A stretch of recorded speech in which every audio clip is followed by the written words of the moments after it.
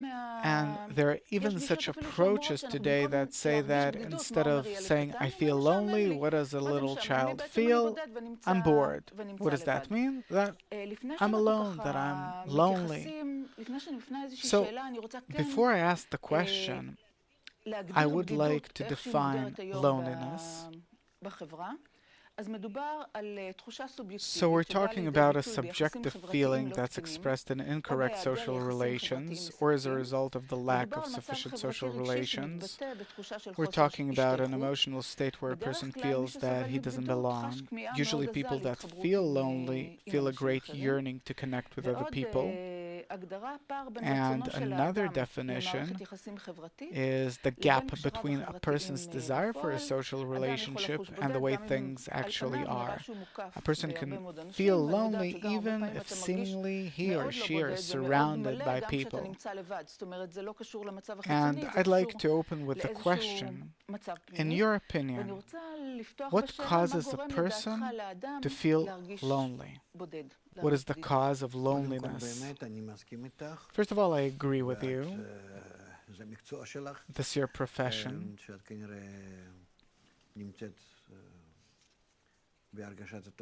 You probably feel this phenomenon on many of your patients. So yes, the feeling of loneliness, it started surfacing in the middle of the previous century because humanity started becoming rounder, meaning we finished our egoistic linear development of thousands of years somewhere in the middle of the 20th century.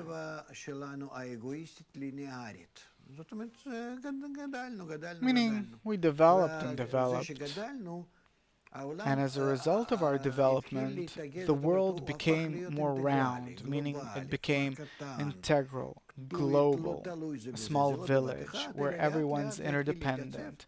It didn't happen all at once, but it gradually started happening between big societies, banks, and international trade.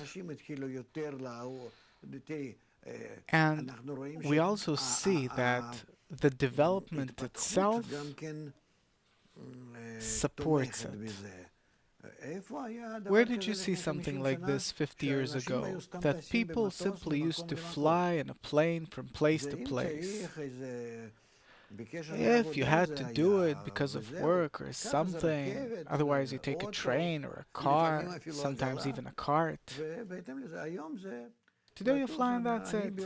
In 2 weeks I'm flying to South and North America, and 2 weeks later I'm coming back after I've been to 5 countries. So what are we talking about here? Is there room for loneliness? On the contrary, all of us are everywhere. Tourism is the number one business in the world. And man is lonely.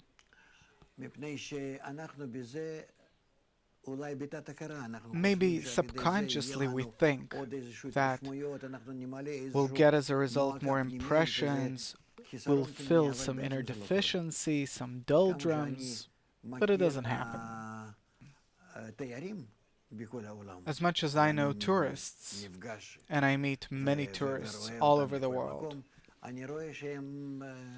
I see that they're isolating themselves. You go to some country in order to isolate yourself. It's as if you're going to see the world, learn about the world, and sometimes you're even with a group of tourists, but you're alone, really alone, and even greater sense of loneliness than at home. And here we have to understand that this collision, this paradox,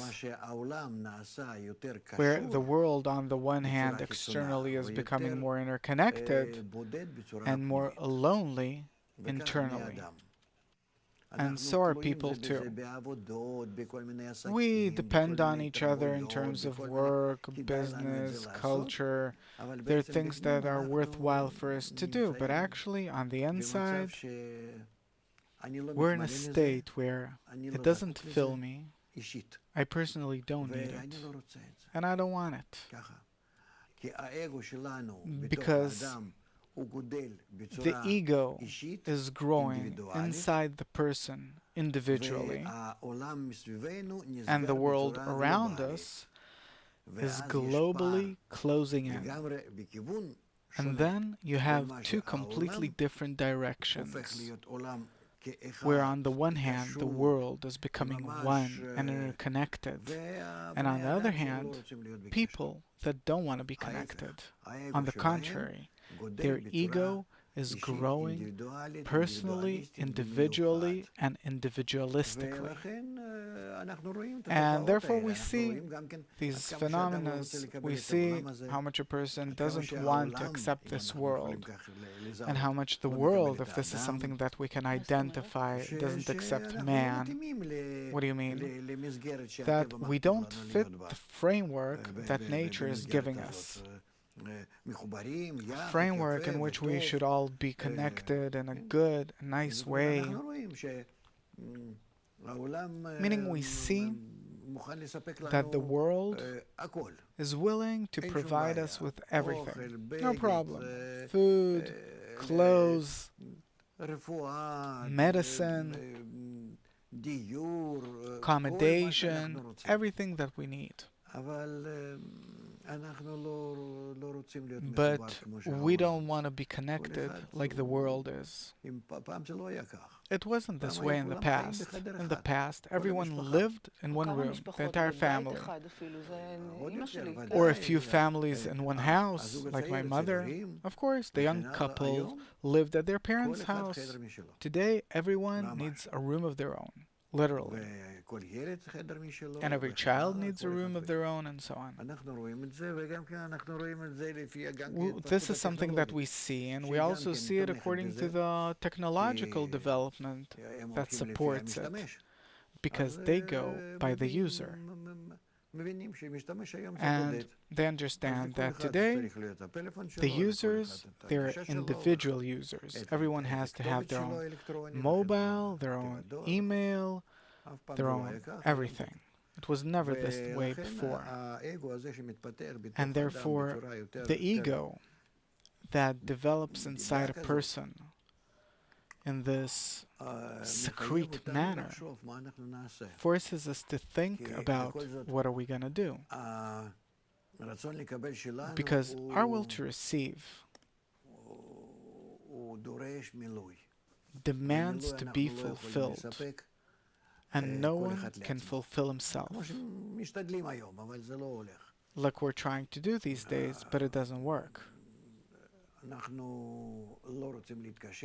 We don't want to connect with one another. We can't. More correctly put, we can't connect with each other on the one hand. On the other hand, we somehow understand from research that unless we'll be interconnected, we'll remain empty, flawed, and we won't be able to enjoy life without a family, without kids, without friends, without something that's a bit more than simply going out to some pub or coffee shop. That there too I'm actually alone. So what follows is that, like you said, everyone feels the loneliness. But how to get out of it, no one knows.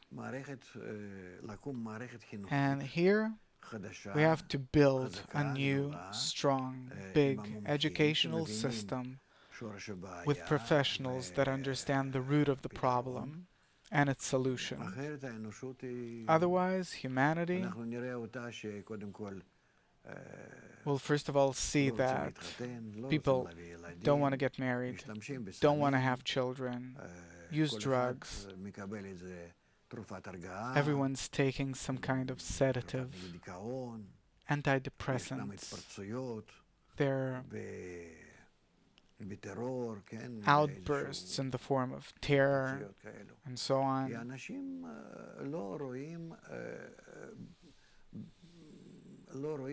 because people don't see a satisfying future. Because one way or another, in the past, people were social. They lived in society. A person used to feel society. He was socially connected to many people. Today, we've developed to a state where our ego doesn't want it. It became very individualistic. And because we have now the ability to build different gadgets, then we as if give a person everything that he needs in order for him to be alone in front of his screen. Mobile, television, computer, but that's how it is. And this is really also what people want. They're attracted to it. Yeah, but the problem is that after all of these ways of life, a person remains lonely, unsatisfied,